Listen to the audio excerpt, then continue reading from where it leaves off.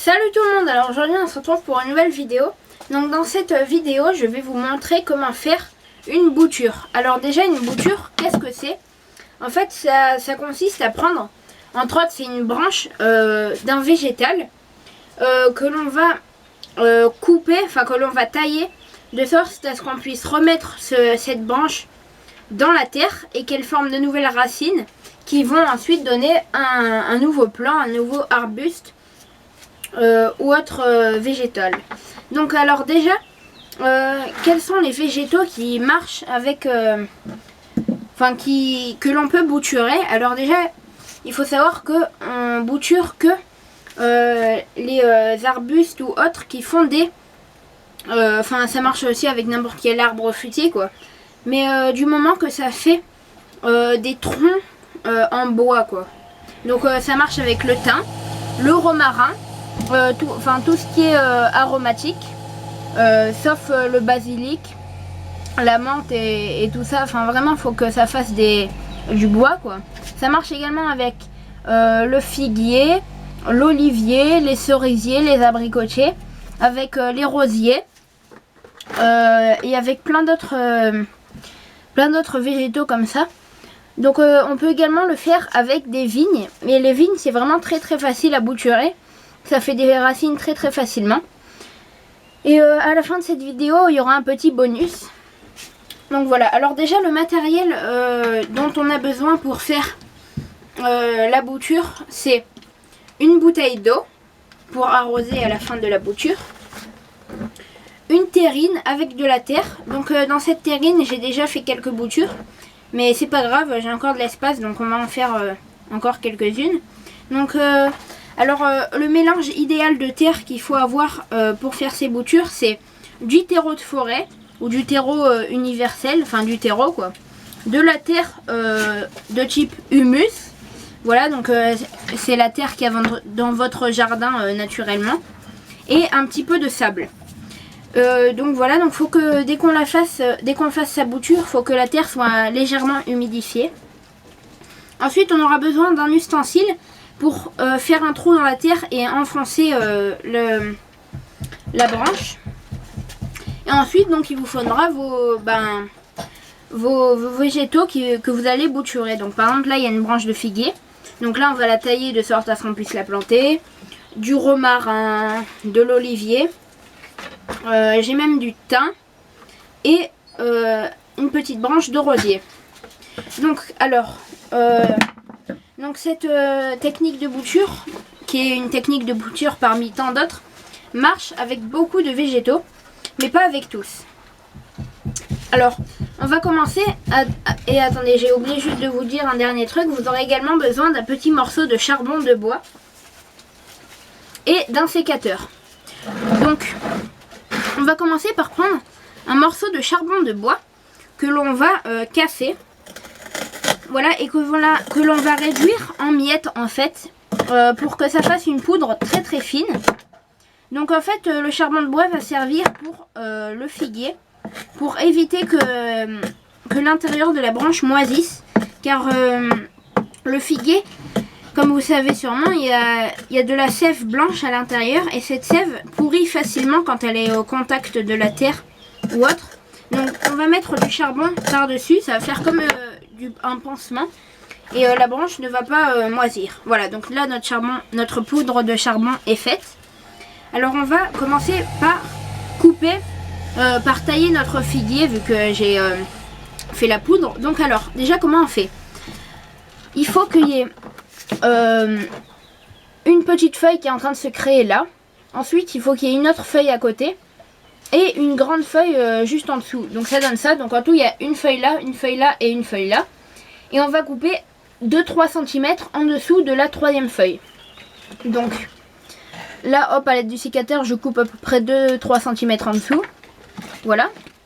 Ensuite vous voyez là il y a cette branche et il y a un petit bourgeon entre les deux. Donc je vais couper la branche, mais je ne coupe pas le bourgeon. Et ensuite là, vous voyez il y a la feuille là, la plus grosse des deux, qui est ici. Je vais la couper à la moitié, comme ça. Voilà, donc ça donne ça. Et le reste, on n'y touche pas. Et ensuite, on va tremper les parties qui vont être dans la terre que nous avons coupée dans le charbon de bois. Donc vous voyez, là c'est blanc comme ça. Ensuite, dès qu'on trempe dans le charbon de bois, enfin dès qu'on met dans le charbon de bois, vous voyez, c'est tout noir. Donc ça fait comme un pansement. Et également, il y a ici, où je vais tremper dans le charbon. Voilà, comme ça. Hop, on peut un petit peu secouer pour enlever l'excédent de charbon. Et voyez, ça donne ça. Et là, vu que cette partie ne va pas être dans la terre, on n'a pas besoin de mettre de charbon. Mais on peut, si on le souhaite, pour être sûr qu'il n'y aura aucun risque de moisissure. Donc moi, c'est ce que je vais faire. Hop. Voilà, donc ça donne ça. Et ensuite, tout simplement, on va prendre notre ustensile qui va servir à faire le trou. Et on va tout simplement faire un trou dans la terre, comme ça. Hop, on fait notre trou. Voilà. Et ensuite, on vient y mettre notre branche. Voilà. Hop. Voilà, on recouvre bien. Ensuite, on fait, c'est la même technique pour tous les autres végétaux. Donc là, enfin pas vraiment la même technique vu qu'ils ne se présentent pas sous la même forme. Mais par exemple là, on va tester avec le romarin. Hop, donc on coupe. Ensuite là, vous voyez, donc on prend un bout d'à peu près 10-15 cm pour le romarin. Et on va dénuder, enfin on va enlever toutes les petites feuilles à la moitié de la tige. Donc voilà, on va enlever tout ça, comme ça, hop. Vous voyez, ça s'enlève très facilement.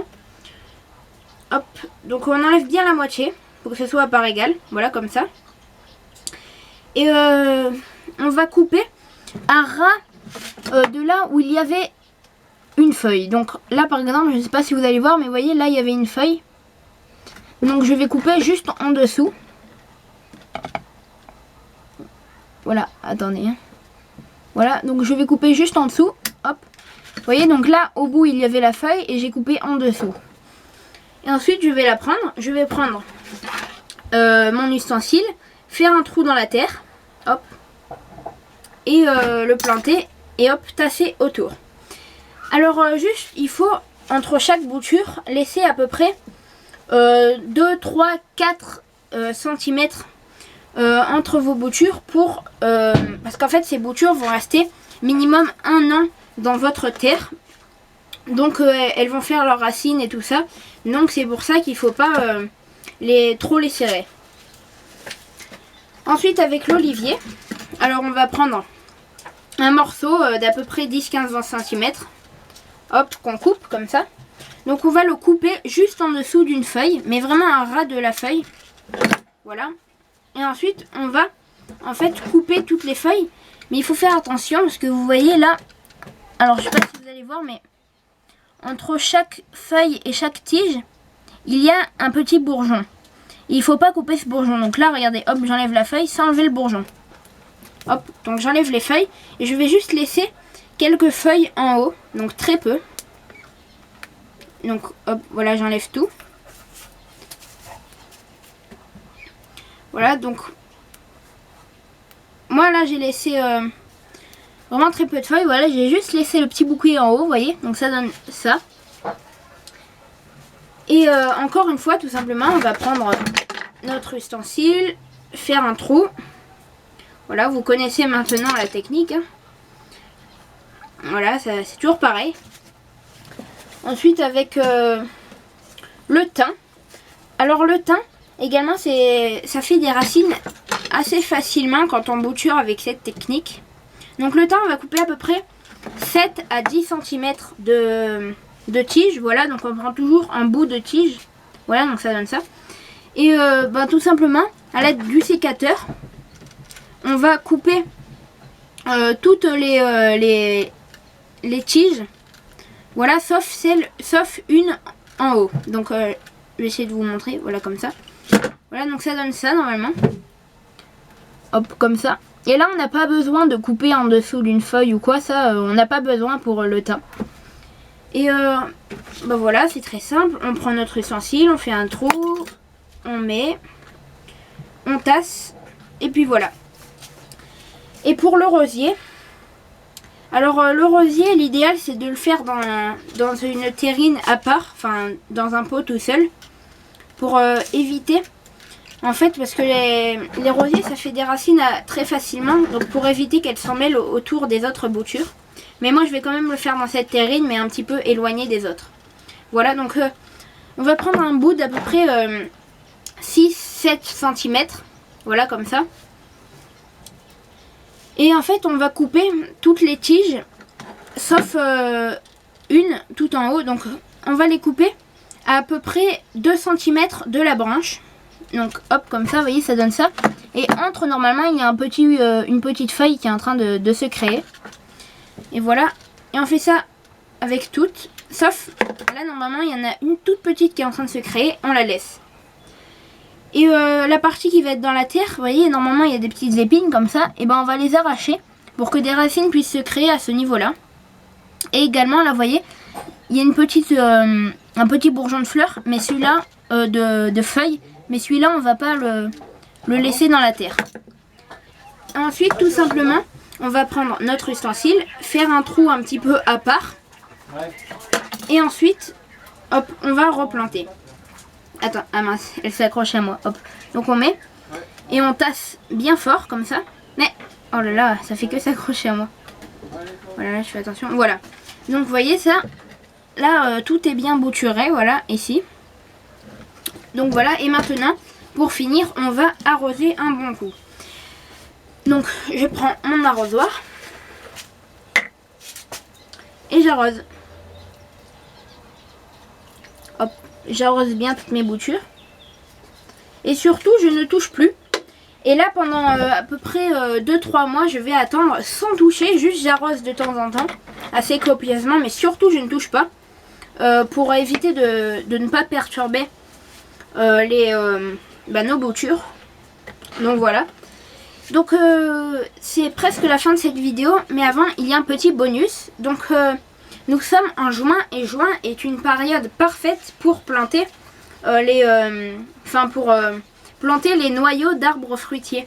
Donc en ce moment les abricotiers commencent à tomber des arbres, les cerises c'est pareil.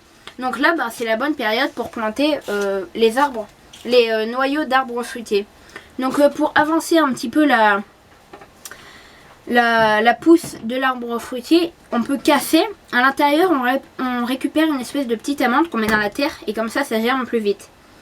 Mais si on laisse le noyau autour, ça va mettre assez longtemps à germer puisqu'il faut que les noyaux subissent un hiver pour fragiliser la coquille et pour qu'elle puisse germer.